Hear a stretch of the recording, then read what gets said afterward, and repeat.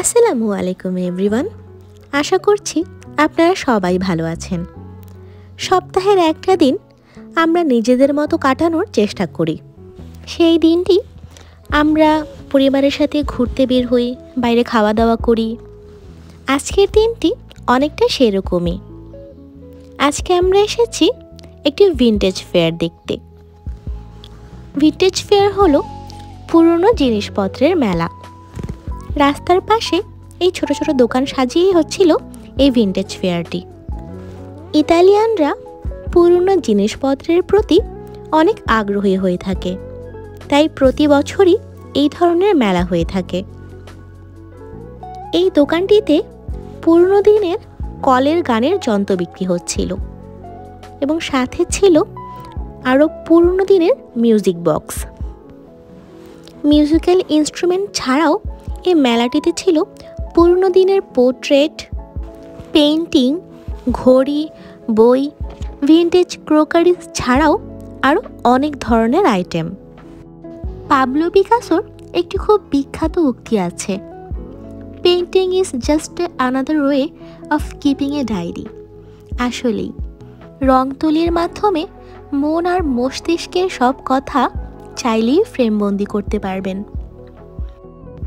ইতালিয়ানরা এই পুরনো পেইন্টিংয়ের প্রতি অনেক আগ্রহী হয়ে থাকে, কারণ অনেক সময় এখানে অনেক এক্সপেন্সিভ পেইন্টিংও খুঁজে পাওয়া যায়। অনেক ক্ষেত্রে তারা উত্তরাধিকার সূত্রেও তাদের পরিবার পরিজনকে এই পেইন্টিং উপহার হিসেবেও দিয়ে থাকেন।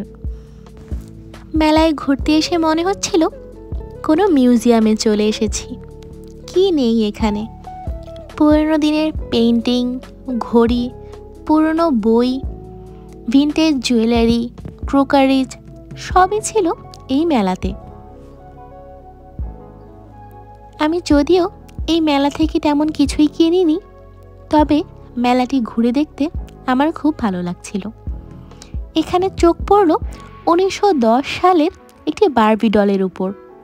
এই ডলটার জামা কাপড়ও ছিল সেই সময়কার মেয়েদের মতো। দেখতে অনেক নতুন লাগছিল, কিন্তু আসলেই এই জিনিসটি অনেক পুরনো।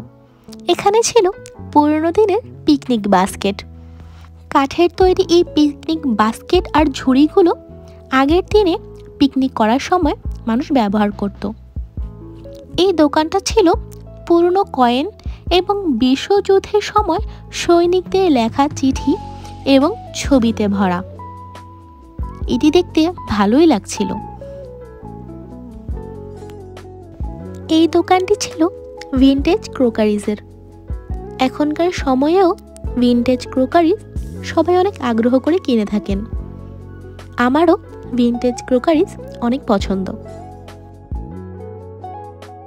অন্যান্য দোকানগুলোতে ছিল বিভিন্ন ধরনের ভিন্টেজ জুয়েলারি।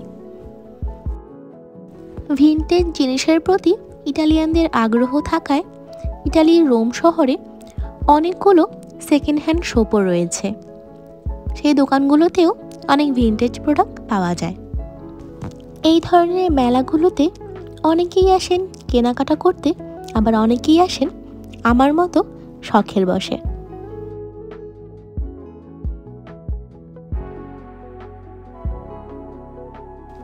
ছুটির দিন থাকায় আমরা ভেবেছিলাম আজকে বাইরে ডিনার করব, তাই আমরা চলে গিয়েছিলাম একটি বাংলাদেশি রেস্টুরেন্টে।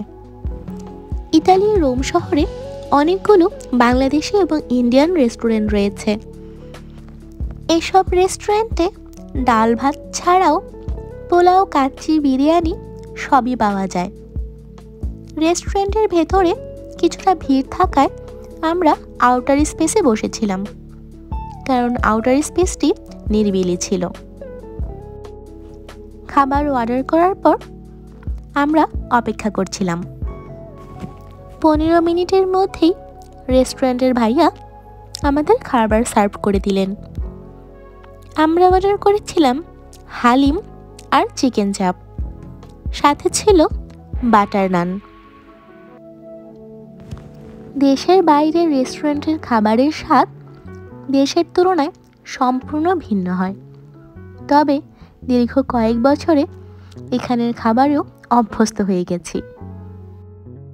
আমার হালিমের সাথে গার্লিক নানটা বেশি ভালো লাগে, তবে আমার ছেলের বাটার নানটা বেশি পছন্দ।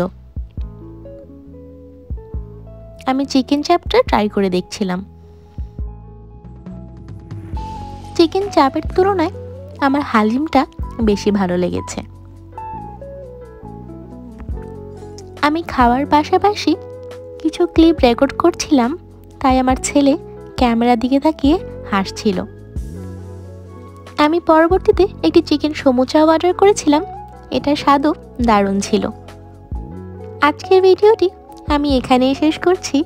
আবার দেখা হবে পরের কোনো ভিডিওতে। আল্লাহ হাফিজ।